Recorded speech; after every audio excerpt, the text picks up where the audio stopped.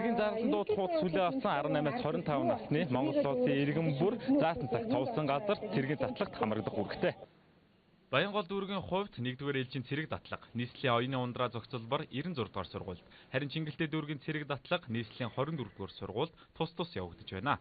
Цэргийн алба хааснаар эх орныхоо амгалан тайван байдал, хөлийн манааг хамгаалах, хувь хүн зөв хүмүүжлийг олж авах гэд олон даваа талтай юм а. Өмнөх жилдээ харьцуулахад цэргийн албанд явах хүсэлтэд иргэдийн тоо эрс нэмэгдэж байгааг хэлж байлаа. Чингэлтэй дүүргийн ээлж 2017 оны 1-р ээлжийн цэрэг татлага өглөө 8 цагт эхэлсэн. Өнөөдөр 5 цагийн байдлаар 60 гаруй хувьтай 18-аас 25 хүртэл насны зардан дууд авах ёстой бие бүрэлдэхүүний 94.9% нь зардан дууд хуудас очсон байж.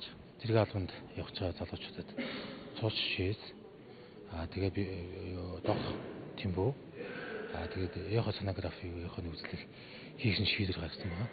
Энэ шийдвэрийн дагуу ерөнхийдөө энэ үзлэгийг одоо ингэ зохион байгуулад явж байна. Харин хөлийн чандад оршин суугаад цэргийн насны иргэд Монгол улсын хөлийг нэвтрэн гарсныг батлах бичгийг хил хамгаалах ерөнхий газраас өөрийн ойрын хүнээр дамжуулан Харьяа дүүргийн цэргийн штабад хүргүүлэн өгөх шаардлагатай байдаг байна. Цэргийн жинхэнэ албаны зарландууд хуудас хүлээн авсан иргэд иргэний үнэмлэх, цэргийн үүрэгтний үнэмлэх, эрүүл мэндийн болон нийгмийн даатгалын дэвтэр тэгээ очих шаардлагатайг хэлж байлаа. Батцул Батуулд нар сурвалжллаа.